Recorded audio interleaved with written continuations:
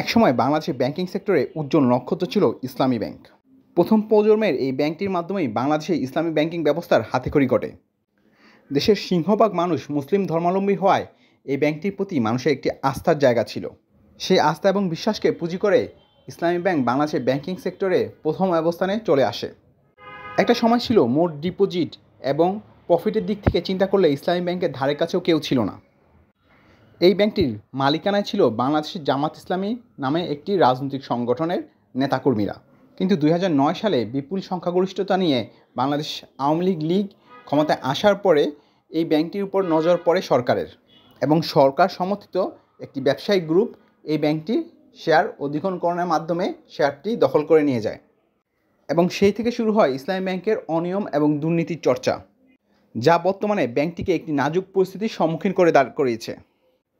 গত নভেম্বরে বাংলাদেশের একটি দৈনিক পত্রিকা প্রথম সারির প্রথম আলো, সেই পত্রিকায় ইসলামী ব্যাংক সম্পর্কে ভয়ঙ্কর নভেম্বর নামে একটি রিপোর্ট প্রকাশিত হয়, এবং সেই রিপোর্টে ইসলামী ব্যাংকের যে দুর্নীতি, সেই দুর্নীতি চিত্রটি প্রকাশ্যে চলে আসে। কি বিপুল পরিমাণ অর্থ ইসলামী ব্যাংক থেকে সরিয়ে নেওয়া হয়েছে তার একটি হিসাব আমরা পাই, যে একটি প্রতিষ্ঠানের কর্মচারীর নামে মানে দারোয়ানের নামেও 1000 কোটি টাকার লোন রয়েছে ইসলামী ব্যাংকে। নামে বেনামে এসব লোনের মাধ্যমে ইসলামী ব্যাংকের যারা পরিচালনা পর্ষদে ছিলেন তারা বিপুল অঙ্কের অর্থ হাতিয়ে নিয়েছেন। আমরা যদি বর্তমানে ইসলামী ব্যাংকের ডিপোজিট রেটটাও দেখি, তাহলে আমরা বুঝতে পারবো যে কী পরিমাণ তারল্য সংকটে ভুগছে ব্যাংকটি। বর্তমানে ইসলামী ব্যাংক 5.5 বছরে টাকা দ্বিগুণ করে দিচ্ছে, যেটি কিনা সেই একই রকম ইন্টারেস্ট রেট প্রদান করছে পদ্মা ব্যাংকের মতো কিছু দুর্বল ক্যাটাগরি ব্যাংক। শুধুমাত্র আর্থিক ক্ষেত্রে অনিয়মের মধ্যেই সীমাবদ্ধ ছিল না ইসলামী ব্যাংক। ইসলামী ব্যাংকের নিয়োগ প্রদানের ক্ষেত্রেও নানা দুর্নীতির প্রশ্রয় নেওয়া হয়।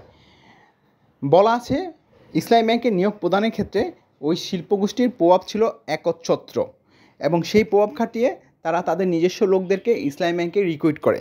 কিন্তু বর্তমান সরকারের পতনের পরে ইসলামী ব্যাংকে শুরু হয় হট্টগোল। কোম্পানির কর্মকর্তা কর্মচারীরা 2017 সালের পরে নিয়োগকৃত সকল কর্মকর্তা কর্মচারীদেরকে ইসলামী ব্যাংকে প্রবেশে নিষেধাজ্ঞা আরোপ করে। কিন্তু গতকালকের ঘটনাটি অতীতের সব ঘটনাকেও হার মানিয়েছে। ইসলামী ব্যাংককে দখল করার জন্য ওই শিল্পগোষ্ঠী তাদের কিছু সন্ত্রাসী দিয়ে ইসলামী ব্যাংককে দখলের চেষ্টা করে।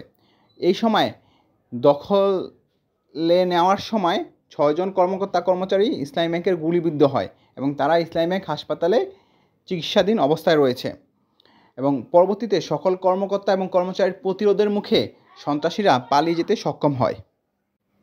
আজও ইসলামী ব্যাংকের সামনে গিয়ে দেখা গিয়েছে সেখানে সশস্ত্র বাহিনীর অবস্থান। বিষয়টি নিয়ে ব্যাপক আলোচনা সৃষ্টি হলে অর্থ উপদেষ্টা ডক্টর সালেউদ্দিন আহমেদ বিষয়টিকে সামনে নিয়ে আসেন, এবং এই ঘটনার সাথে জড়িত সকলের শাস্তি নিশ্চিত করবেন বলে প্রতিজ্ঞাবদ্ধ হন।